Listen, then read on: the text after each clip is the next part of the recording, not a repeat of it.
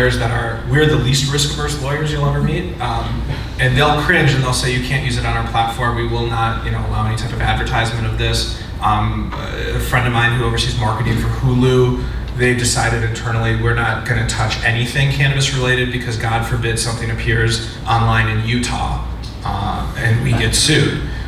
So it's a very challenging space, not just the substance of what you're saying, but also the form of which that substance is broadcasted out.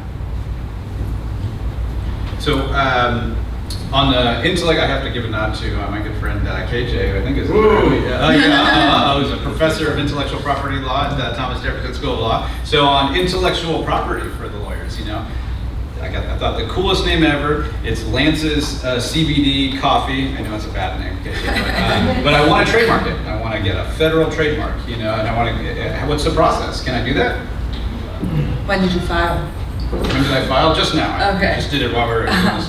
Well, because if you file before the Farm Bill, then you have zero chance without amending the file date, because at that point you had no lawful intent to sell it in interstate commerce because it wasn't legal. But now, aside from the fact that you want to use your name in your trademark, which you probably could not do, so you have to disclaim that. The CBD coffee, they would require you to prove that the CBD was derived from a licensed manufacturer that you don't make any claims on your website, that it's less than 0.3%. And even still, you're going to face a lot of pushback. Not to say it's impossible, because there are CBD coffees, I believe, that are trademarked, but you have to be very meticulous about the exact products you're putting into the marketplace. And hopefully nobody else has Lance CBD coffee. Or if Lance is a celebrity. Yeah. Then you can trademark anything. That's not true at all. We have about 10 minutes left for this panel. I was thinking we could open up for a Q&A, unless you guys have any further comments. Maybe open it up. Yeah, please. I have a question.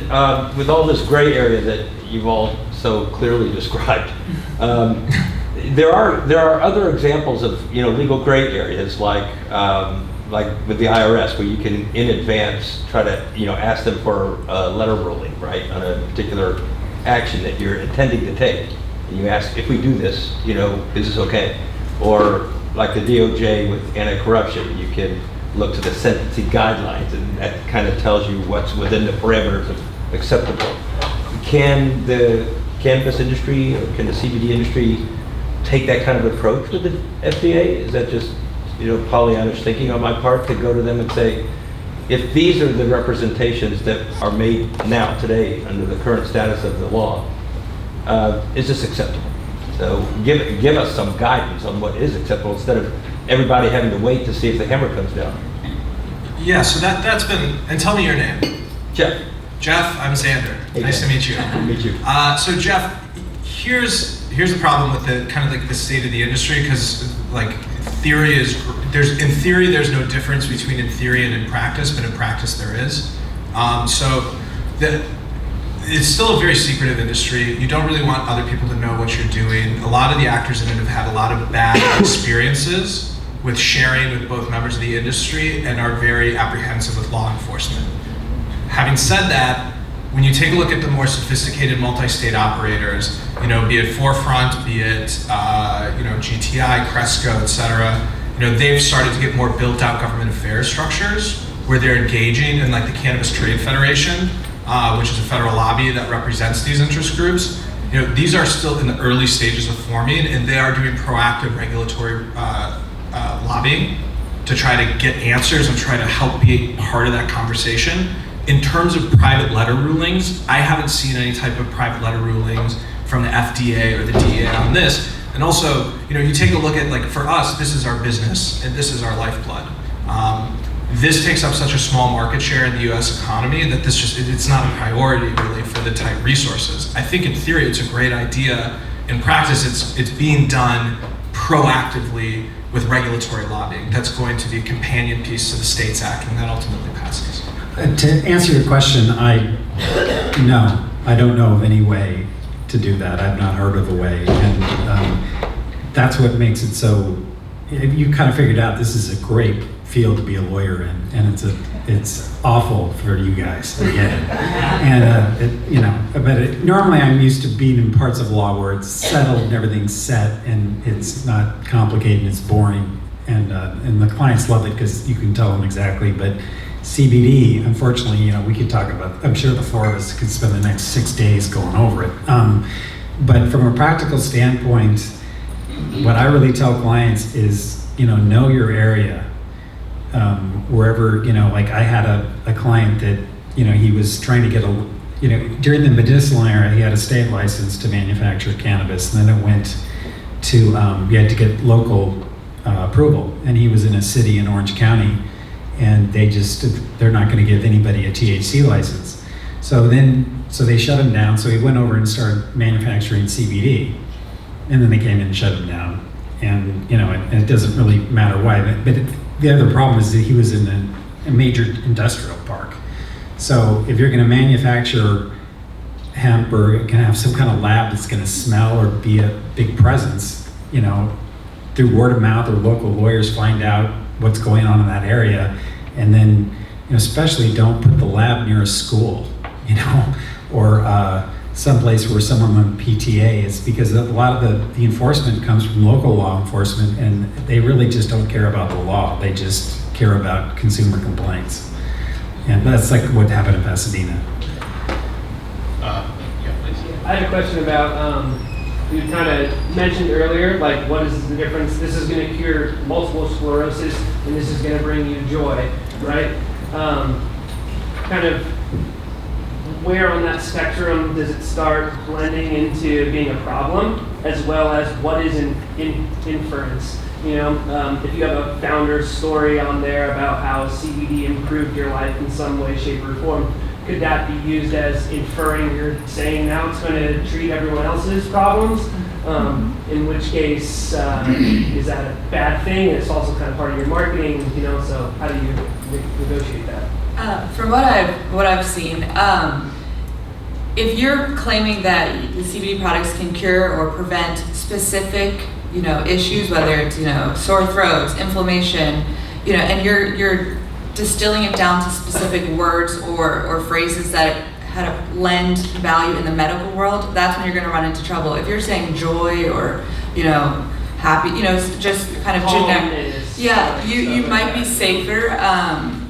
There's no certainty, but it's really when the letter of the language said it can be something that you wouldn't be able to self-diagnose. So even if you're saying anxiety, you go to a doctor to get diagnosed for having anxiety. What about pain?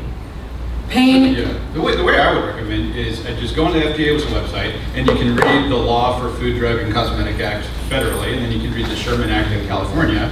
But then from a practical standpoint, I would watch TV on a Sunday night and see what all the pharmaceutical companies say at the end of it. And don't do that. And next time you go to CVS, go next to the pharmacy where all the dietary supplements are. And look at those companies and what they put on their thing and what they put in their commercials. You want to be in this section, not that one. Another good way to figure it out is go look at all the warning letters that they just recently sent out, and then go to their websites and see how they have all changed everything that they have mentioned to kind of get an idea. Yeah. Well, also when you're taking a look, and this, bleeds over instead of necessarily the legal advice, but a blend of legal and business advice about how you're thinking about building your brand, where you can export things multi-state and not run into these types of problems. The CBD brands are all positioning themselves, as far as, in my opinion, typically in this wellness space. Calming, relief, whatever. Let them fight that fight. And if you have an interesting form factor, like a bar of soap that says CBD on it, and they actually have real CBD in it, which is an issue, you're not going to get the same type of ire. If you're figuring out these interesting form factors and you're not making these claims and you're letting other people in the industry do that and take the flack, and all you do is put CBD and people are now associating this because of all the other trade dress from everyone else that's getting the slack. You've come up with an interesting form factor for delivery. You're minimizing your risk, and just pick really rad trade dress for it. and just run free. I'd rather be in the soap section. The than I other would in the thing, nutrient and the section. most important part of this panel is to get a lawyer. Because I did a joke about that, but you've developed this concept, you're buying the packaging, it's 10 grand, you've got a website, and you're going to launch it. I can't tell you, for a half hour, an hour of one of these guys' time, just say, hey, would you take a look at this? And, maybe they say, absolutely not. You just saved yourself 20 grand in packaging. Or, it's maybe, and you're like, oh God, the lawyer says maybe, let's just go ahead and do it. Or it's like green light. Now for an hour of the time, you've got a legal opinion. Yes?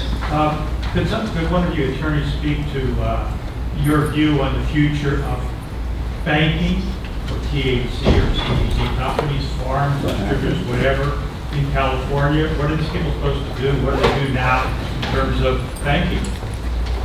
Well, I mean, it's obviously a problem, and I've had tons of clients that have been shut down. It's like Russian roulette. You just open up a bank account, and then it gets shut down. But now there's like 5 or 6 banks that have been pretty consistent in Southern California. And what are those for the group? They're the guys in suits and ties here. There's other bankers.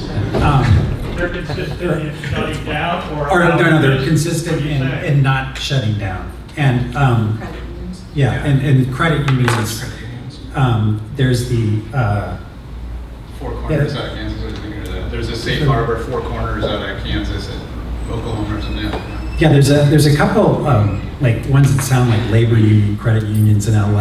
I have them on my website, but they it sounds like you have to be in the local or whatever, but they'll take anybody. And they right now they're not shutting down CBD operations. But as far as the future, out with that credit union? Certain credit unions have approved. sorry? Certain credit unions have approved, that they're going to take CBD clients. There are waiting lists for those credit unions, but that's your best bet right now is to go to a credit union or look for a credit union that approves of those clients. And also kind of where the puck is going to in terms of banking and financial services, that, safe banking passed the House with strong bipartisan support. Safe banking, it's the legislative vehicle that basically says to anything in financial services, you will be exempt from any type of prosecution or seizure or lose priority for loans for dealing with cannabis touching, CBD, whatever. So that's now passed the House. We're hoping for a vote on that in the Senate by the end of 2020. And so even if that passes, you're not going to see Bank of America or BMO Harris or Chase rushing to integrate this vertical, largely because of the large compliance needed with metrics standard. And so I think that these types of credit unions and smaller banks and more agile banks are still going to be the dominant bank. It's going to take, for BMO Harris to decide to turn left, it takes a year of conversation, let alone integrate this complex vertical. So it's not going to change. There's going to be more availability of credit unions and smaller banks, but can't do the big one. Sadly, with that, I think we need to yield the floor to the next panel. It's such fascinating ending up on banking. Wow, that was like leaving on a high note. But come and talk to these guys afterwards, and thank you all very much.